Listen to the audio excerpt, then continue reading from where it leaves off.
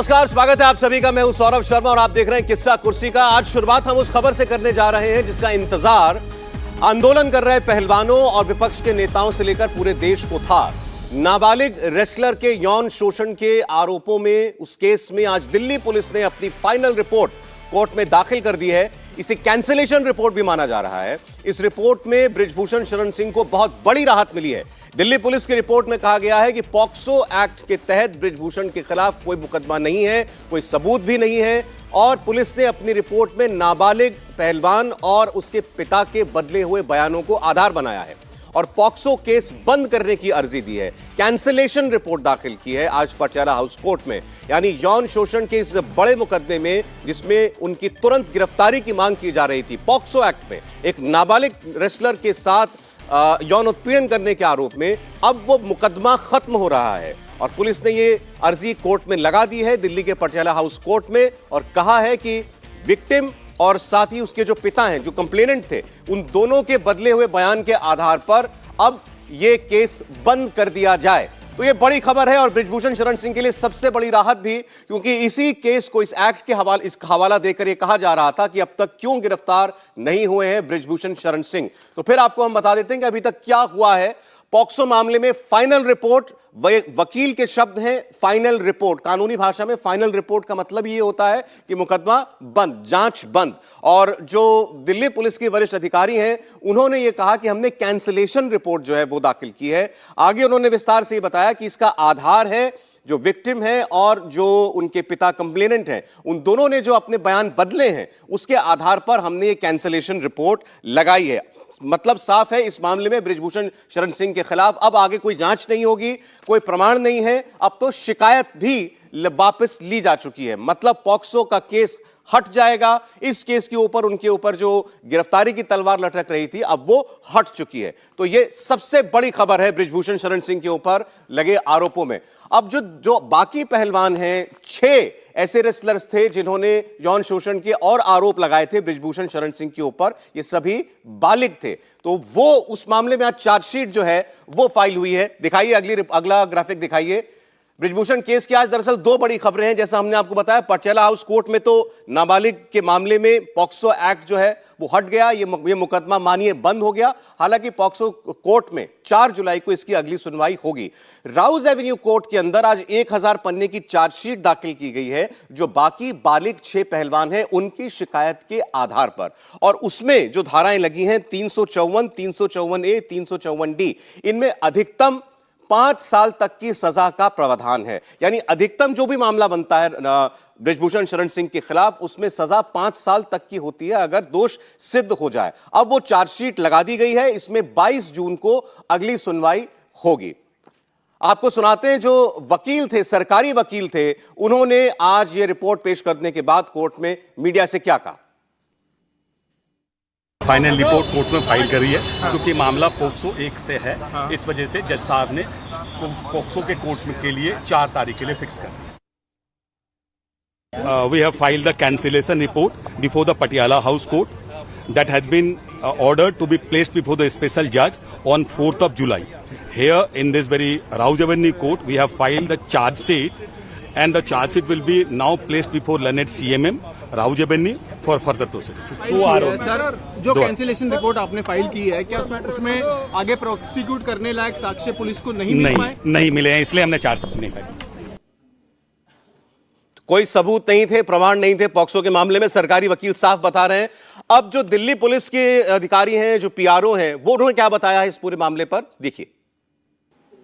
पहलवान वर्सेस बृजभूषण शरण सिंह मामले में दिल्ली पुलिस ने 2 अलग अलग दिल्ली की अदालतों में दस्तावेज पेश किए हैं। हमारे साथ बात करने के लिए इस पर दिल्ली पुलिस की पीआरओ हैं सुमन अलवा मैम। मैम, 2 अलग अलग अदालतों में 2 अलग अलग दस्तावेज आपकी तरफ से पेश किए गए, क्या है पूरा मामला? देखिए, 2 केस रजिस्टर हुए थे। उसमें से एक रसलर्स का था जिसमें उन्होंने सेक्सुअल हैरेसमेंट का एलिगेशंस लगाया था। तो इन्वेस्टिगेशन के दौरान उसमें जो भी एविडेंस आए, स्टेटमेंट्स आई, उसके बेसिस के ऊपर उस केस को चार्जशीट किया गया है आज। और इसमें बृजभूषण शरण और विनोद तोमर 2 एक्यूज्ड हैं, उनके खिलाफ चार्जशीट फाइल कर दी गई है। फिर एक दूसरा केस था, उसमें एक माइनर रसलर की एलिगेशंस थी, उनके फादर की कंप्लेंट थी, कंप्लेनेंट फादर थे। तो कंप्लेनेंट और एलिज विक्टिम दोनों की जब स्टेटमेंट रिकॉर्ड की गई तो उसके बेसिस के ऊपर हमने उसका कैंसिलेशन फाइल किया। स्टूडियो में हमारे मेहमान मौजूद हैं हर्षवर्धन त्रिपाठी जी, विनोद अग्निहोत्री जी, प्रदीप सिंह जी, आप लोगों का बहुत स्वागत है। और हमारे सहयोगी अभी अभय पराशर भी हमारे साथ जुड़ गए। एक अपडेट हम उनसे ले लेते हैं। अभय, मतलब सीधा मतलब ये बृजभूषण शरण सिंह की गिरफ्तारी पॉक्सो के तहत जो पहले माना जा रहा था कि ये नहीं होगी, विक्टिम ने अपना बयान चेंज कर लिया था, अब वो मुकदमा ही, अब वो मामला ही पूरी तरीके से खत्म हो गया। केवल जो बालिग रेसलर्स हैं उनके आरोपों के आधार पर आगे जांच होगी। देखिए बिल्कुल सौरभ, जो नाबालिग वाला मामला था उसमें दिल्ली पुलिस ने जो 550 पन्नों की एक स्टेटस रिपोर्ट और साथ ही कैंसिलेशन की रिक्वेस्ट की है। आज पटियाला हाउस कोर्ट में पुलिस ने यह कहा है कि इस केस के अंदर ना कोई साक्ष्य मिला है और साथ ही क्योंकि जो महिला पहलवान है और उसके पिता हैं, दोनों ने अपनी शिकायत वापस ले ली है, अपने बयान वापस ले लिए हैं। और कुछ दिन पहले जज के सामने 164 के बयान देने के दौरान भी ये कहा था महिला पहलवान ने और उसके पिता ने कि वो अपनी शिकायत वापस लेना चाहते हैं। पुलिस को कोई सबूत भी नहीं मिला है, तो इसमें पुलिस ने कैंसिलेशन की एक रिक्वेस्ट जो है पूरी स्टेटस रिपोर्ट के साथ पटियाला हाउस कोर्ट में दाखिल कर दी है। 4 तारीख को अब इस केस को कैसे क्लोज किया जाएगा, वो 4 तारीख को इस पूरे मामले के अंदर पटियाला हाउस कोर्ट में सुनवाई होनी है। तो वहीं जो दूसरा मामला है जिसमें 6 बालिग महिलाओं ने अलग अलग लोकेशंस देकर यह बताया है कि उनके साथ कहां कहां पर छेड़खानी हुई है, इस पूरे मामले के अंदर आईपीसी की धारा 354, 354A, 354D यानी कि छेड़खानी, जो अलग अलग तरीके से छेड़खानी की गई है, जो आरोप लगाए हैं, अब तक जितने विटनेस के बयान दर्ज किए गए हैं, जो भी एविडेंस मिले हैं, क्योंकि एविडेंस के तौर पर जो हमारे सोर्सेस हैं वो ये बता रहे हैं कि ज्यादातर फोटोग्राफ्स है कि कहीं पर फोटो सेशन हो रहा था, बृजभूषण के साथ महिला पहलवान खड़ी हुई थी, उन्होंने आरोप लगाया कि उन्हें गलत तरीके से टच किया गया, इस तरीके के सबूत। और साथ ही सबसे इंपॉर्टेंट एक पेन ड्राइव के अंदर कुछ सबूत जो है वो भी चार्जशीट के साथ आज जहां पर मैं मौजूद हूं राउज एवेन्यू कोर्ट में दाखिल कर दिए गए हैं ड्यूटी मजिस्ट्रेट के सामने। अब इस पूरे मामले के अंदर 22 जून को सुनवाई होनी है। जो 22 जून को आगे ये तय होगा कि क्या सम्मन किया जाना है बृजभूषण को, क्योंकि अगली सुनवाई में ही जो चार्जशीट की कॉपी है वो महिला पहलवानों को और साथ ही बृजभूषण के जो वकील हैं उनको दी जाएगी और तब ये पता लगेगा कि चार्जशीट के अंदर पुलिस ने क्या ग्राउंड बनाए हैं। जी ठीक है अभय, बहुत शुक्रिया आपका, ये सारी जानकारी आपने दी। मतलब सीधा सा है प्रदीप जी, बृजभूषण बच गए। मोटा मोटा बात करें तो पॉक्सो का केस हट गया, तुरंत गिरफ्तारी वाली तो बात पहले से ही हो रही थी, अब वो गिरफ्तारी उस केस में हो नहीं सकती। चार्जशीट अब होगी, अब अदालत तय करेगी आगे क्या करना है। फिलहाल बृजभूषण सेफ नहीं, ये तो नहीं कह सकते। ये कह सकते हैं कि पॉक्सो से बच गए। अगर वो होता तो तुरंत गिरफ्तारी होती है, उसमें सजा भी सबसे बड़ी बात मुकदमा वही था। हाँ। लेकिन वो बड़ा विचित्र सा केस है। जो बातें सामने आ रही हैं, पिता को इस बात की नाराजगी थी, खुन्नस थी कि बेटी का सिलेक्शन नहीं हुआ, इसलिए कंप्लेंट की। बेटी को जान से मारने की धमकी दी कि कंप्लेंट में साथ दो। तो मुझे लगता है कि उस नाबालिग के पिता पर भी मुकदमा चलना चाहिए। देखिए, ये विश्वास का मामला है। अब कोई सही आरोप लगाएगा तब भी ये होगा कि जो है मैनिपुलेटेड है। तो ये कानून पर और जो है किसी महिला के मामले में इस तरह का आरोप जो है आमतौर पर होता नहीं है कि कोई भी महिला जो है इस तरह के आरोप, झूठे आरोप लगाए, तो वो उससे एक पूरे आप समाज पर बुरा असर पड़ता है। एक बात।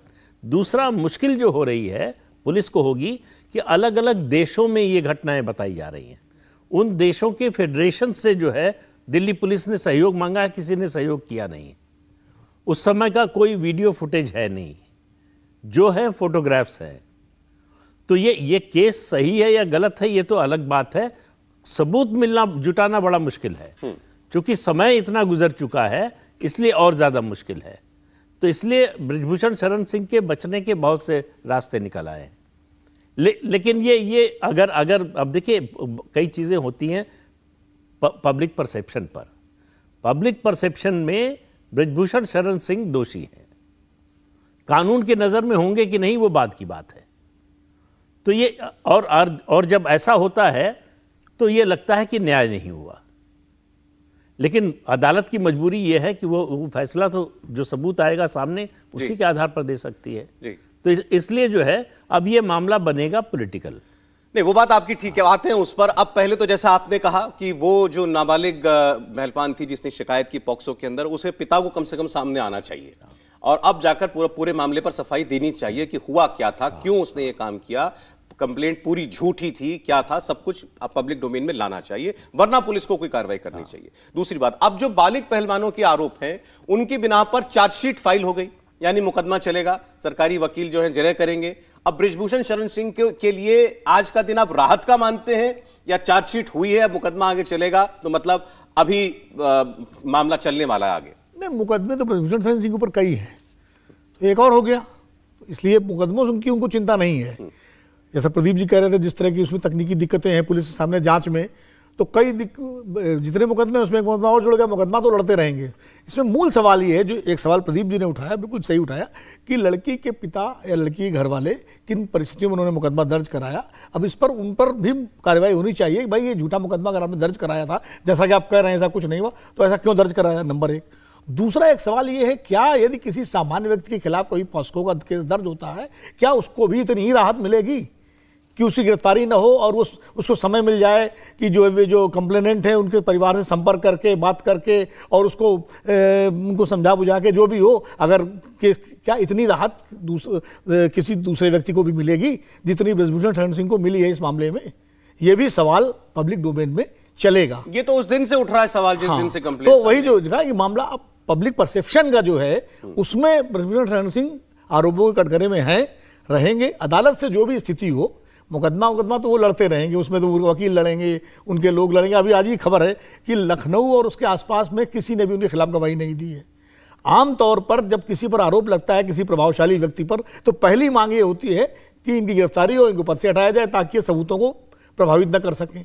अब एक व्यक्ति जब पासो का मुकदमा होने के बाद भी अगर उसकी गिरफ्तारी नहीं हुई, तो इसका मतलब कितना प्रभावशाली है वो, तो जाहिर है गवाह फिर कौन गवाही देगा? नहीं, दूसरे मामलों में तो लोग खुलकर आए हैं गवाह, दिल्ली पुलिस ने उनसे पूछताछ की है, उन्होंने गवाही दी है, मीडिया में आकर बताया है, हमारे यहाँ आकर बताया, जो रेफरी थे उन्होंने बताया कि भाई मेरे सामने भी हुई है ऐसी एक वारदात। हाँ, तो बाकी मामलों में गवाह हैं, बाकी मामलों में गवाह हैं, लेकिन वो गवाह कब तक रहेंगे, ये भी एक महत्वपूर्ण बात है। क्योंकि अभी तो उन्होंने टेलीविजन में बोल दिया, लेकिन क्या अदालत में वो वही बोलेंगे जाकर के?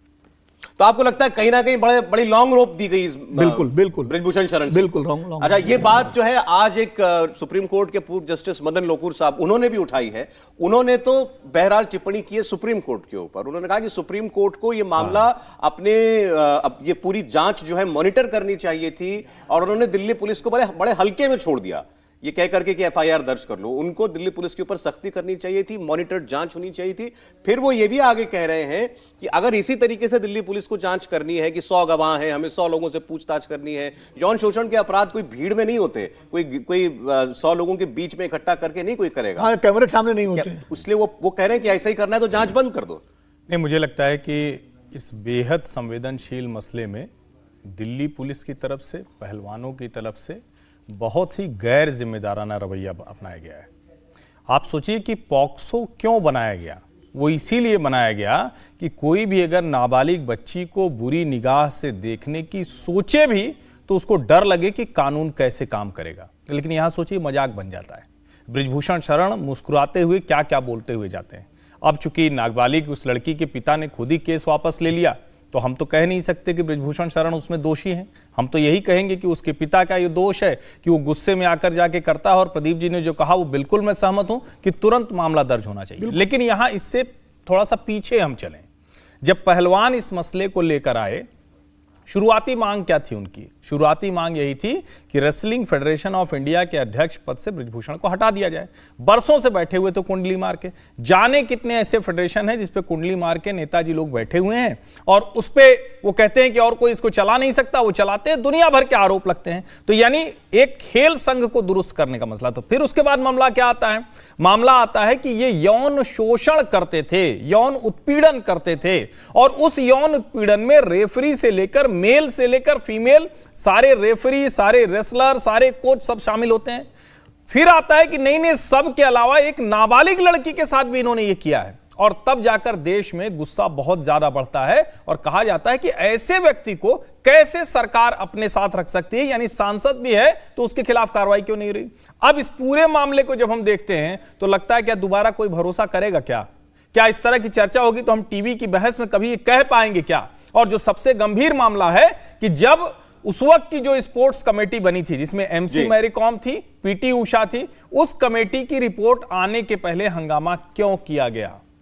ये सवाल पूछा जाएगा कि नहीं पूछा जाएगा? वरना अगर इतने संवेदनशील मसले को हम किसान, पहलवान, मतलब कितना विचित्र हो गया इस देश में कि किसी भी आंदोलन को आप सोचते हैं कि अच्छा किसान, पहलवान, जाट ऐसे ऐसे कुछ कर दें, इस तरह से चलो चलते हैं, लड़ते हैं, यानी सरकार बनाम हो जाएगा और जो मूल मुद्दा है महिलाओं की अस्मिता का, उनकी प्रतिष्ठा, उनकी इज्जत का, वो खत्म हो गया। देखिए, हो सकता है शुरुआत में जब ये पहलवान आए थे वो केवल चाहते हो कि बदलाव हो जाए फेडरेशन के अंदर, और उनको ये भी लगा होगा कि हमारी जो प्रतिष्ठा है और जो हमने काम किया है, जो हमारी कीर्ति है, ये काम जल्दी भी हो जाएगा। लेकिन बाद में जब उन्होंने यौन शोषण के इल्जाम लगाए और 6 कंप्लेनेंट, पॉक्सो के अलावा 6 कंप्लेनेंट आए, वो भी तो चार्जशीट हुई है। नहीं, मैं क्या कह रहा हूं, चार्जशीट हुई मतलब पुलिस ने कुछ तो पाया होगा। मैं यही कह रहा हूं कि पुलिस ने कुछ जिसमें पाया उसमें बृजभूषण के खिलाफ तुरंत कार्रवाई होनी चाहिए, और जो सर्वोच्च न्यायालय पे कहा गया है वो एकदम ठीक कहा गया है। इस मामले पे सर्वोच्च न्यायालय ने इतने हंगामे के बाद देश को अराजकता की स्थिति में पहुंचा दिया जाए, देश में कि ऐसी कहा जाए कि ऐसी सरकार है जो यौन शोषण के आरोपी के साथ खड़ी दिख रही, दोनों आप एक्सट्रीम देखिए, और उसके बीच में सर्वोच्च न्यायालय कह रहा अच्छा ठीक है एफआईआर कर लो, चलो जांच करते रहो। ये इसके लिए सर्वोच्च न्यायालय है क्या? नहीं, सर्वोच्च न्यायालय ने नहीं कहा एफआईआर कर दो। दिल्ली पुलिस जब अपीयर हुई तब उन्होंने कहा हमने एफआईआर कर दी। हाँ, मैं वही कह रहा हूं। लेकिन प्रदीप जी, ये बात तो सब जानते हैं कि सुप्रीम कोर्ट में जब मैटर चला गया उसके बाद ही ये बात दिल्ली पुलिस ने कही। तब तक तो एफआईआर नहीं, उसके पहले तो कोई कार्रवाई नहीं हुई। सड़क पर लोग कह रहे थे एफआईआर तो दर्ज करो। हम दूसरी बात कह रहे हैं कि सुप्रीम कोर्ट ने कुछ नहीं किया है। अच्छा ठीक है, एफआईआर भी नहीं करा है। ये हम ये कह रहे हैं कि ये ऐसा नहीं है कि सुप्रीम कोर्ट के कहने से एफआईआर हो गई। सुप्रीम कोर्ट में हमारा जाने पर एफआईआर हाँ। तो इसलिए जो है ये जस्टिस लोकुर की बात इतनी सही हो सकती है कि सुप्रीम कोर्ट को थोड़ा ज्यादा गंभीरता, संवेदनशीलता से लेना चाहिए था इस मामले को, और इसमें कुछ आगे भी करना चाहिए। अब सवाल यह है कि पहलवान क्या करेंगे? चार्जशीट जो है, उनको चार्जशीट की कॉपी जो है वो अगली सुनवाई में दी जाएगी, लेकिन उनकी तो एक ही मांग थी लगातार कि बृजभूषण की गिरफ्तारी होनी चाहिए। गिरफ्तारी तो नहीं हुई, पैक्सो का मामला भी खत्म हो गया। अब इस मामले को कितना दूर तक ले जा सकते हैं पहलवान? दूसरा, उनके साथ अब पब्लिक ओपिनियन कितनी है? सवाल ये। देखिए, पब्लिक ओपिनियन ऐसे मामलों में हमेशा जो पीड़ित है उसके साथ होती है। सही गलत का फैसला कानून से अलग होता है और पब्लिक की नजर में अलग होता है, क्योंकि लोग मानते हैं कि प्रभावशाली व्यक्ति है, जो भी, बृजभूषण शरण सिंह की बात नहीं कर रहा हूं, कोई भी, वो बचने का उसके पास बहुत मौका, बहुत रास्ता है। तो अगर ये गलत भी हो आरोप, तो भी पब्लिक ओपिनियन में जो है वो ये आरोप सही ही है। तो इसलिए दो इसके हिस्से हैं, एक पब्लिक ओपिनियन का जो लोग सोचते हैं, और दूसरा, क्योंकि देखिए फिर कह रहा हूं कि कोई भी महिला, कोई भी लड़की यौन उत्पीड़न का आरोप झूठा लगाने से पहले 1000 बार सोचती है। परिवार, समाज, पता नहीं क्या क्या सोचती है। तो ये सारे आरोप तो झूठे नहीं हो सकते। ये हो सकता है उसमें एग्जैजरेशन हो सकता है, लेकिन कहीं तो कुछ तो गड़बड़ है, दाल में कुछ तो काला है। अब दाल कितनी काली है ये अलग बात है, वो कानून तय करेगा। कानून से सजा मिलेगी कि नहीं वो हमको आपको पता नहीं है। लेकिन अगर इतने लोग आरोप लगाने के लिए सामने आए हैं, तो ये नहीं हो सकता कि सब कुछ हवाई है, झूठा है और इसमें कोई दम नहीं है। उनके खिलाफ जो है पॉलिटिकल वेंडेटा या राजनीतिक विरोध के कारण सब चल रहा। राजनीतिक विरोध भी होगा, राजनीति भी होगी, ये सब होगा, लेकिन उसके साथ साथ इस मामले में कुछ न कुछ सच्चाई भी होगी। अब वो सच्चाई कितनी बड़ी है ये पता नहीं। अब ये, लेकिन आपको लग रहा है कि पहलवानों का जो मूड लगता अभी तक देखा गया है, वो तो इस मामले को छोड़ने वाले नहीं है, कम से कम जनता की अदालत के अंदर। नहीं, देखिए, इस मामले में एक चीज़ ये हुई है कि नाबालिग पहलवान, उनके परिवार के द्वारा आरोप वापस लेने के बाद एक जो पहलवानों के आरोप है उसकी क्रेडिबिलिटी पर एक सवाल तो खड़ा हुआ है। ये सही है कि 6 लोगों के खिलाफ, 6 लोगों ने जो अभी वो शिकायतें हैं, चार्जशीट दायर हुई, सब कुछ है, लेकिन इस पूरे आंदोलन का केंद्र बिंदु था वो पास्को वाला मामला था, जिसको लेकर सबसे ज़्यादा गुस्सा लोगों में था, साथ में भी था। तो जब वही मामला पीछे और बड़े मतलब तरीके से वो चीज़, उसका वो वापसी हुई उसकी, तो कहीं ना कहीं जो एक पब्लिक सिंपैथी का जो ज्वार था जो पहलवान, वो कम हुआ है। ठीक है, लोगों की नज़र में बृजभूषण शरण सिंह हमेशा संदिग्ध रहेंगे इस मामले में। अदालत से, कानून से उनको छूट मिल जाए, फिर भी लोग कहेंगे, जैसा कि प्रदीप जी कह रहे हैं, या हम भी, मेरा भी मानना है कि भाई प्रभावशाली व्यक्ति हैं, कुछ ना कुछ इसमें एक जनरल एक ओपिनियन सामान्य रहती है, लेकिन इतना जरूर है कि जो ज्वार उस वक्त था उस ज्वार में थोड़ी सी कमी तो आई है। अब ये बाकी मामले जो हैं वो कितने गंभीर हैं, उनमें गिरफ्तारी मैंडेटरी है कि नहीं है, मैंडेटरी अगर होती तो अब तक हो जाना चाहिए था, मैंडेटरी नहीं है तो अदालत में मामला जाएगा, अदालत में जहाँ 36 मुकदमे चल रहे हैं वहाँ 37 चलने लगेंगे, तो आगे फिर तो होती रहेगी कानूनी लड़ाई। और धीरे धीरे जैसे किसान और पहलवान, धीरे धीरे ये मुद्दा सीमित होकर के खाली हरियाणा की खाप पंचायतों तक रह जाएगा। अब तो एक अंतिम सवाल मेरा हर्षवर्धन जी, इसमें जो सरकार के सामने जो एक मॉरल क्वेश्चन था, या जो एक आरोप की कटघरे में सरकार खड़ी दिखती थी कि साथ दे रही हैं या बचा रही हैं या सख्ती नहीं कर रही जैसे और मामलों में हो जाता, आज के प्रकरण के बाद, पॉक्सो हटने के बाद सरकार के लिए भी राहत है? देखिए, सरकार के लिए निश्चित तौर पर राहत है, लेकिन मेरा ये भी एक मानना है कि इस पूरे मसले को सरकार की तरफ से बहुत गलत तरीके से हैंडल किया गया। अगर आप कहें कि कुप्रबंधन की मिसाल अगर कही जाएगी तो ये एक मामला सामने आएगा, क्योंकि इस मामले में अगर आप ध्यान से देखिए तो सरकार ने कमेटी बनाई, लेकिन सवाल ये कि सरकार ऐसी क्यों दिखने लगी, गलती से भी क्यों दिखने लगी। इंडिया टीवी हर वक्त हर जगह डाउनलोड करने के लिए सर्च करें India TV news Google play store या ऐप स्टोर पर।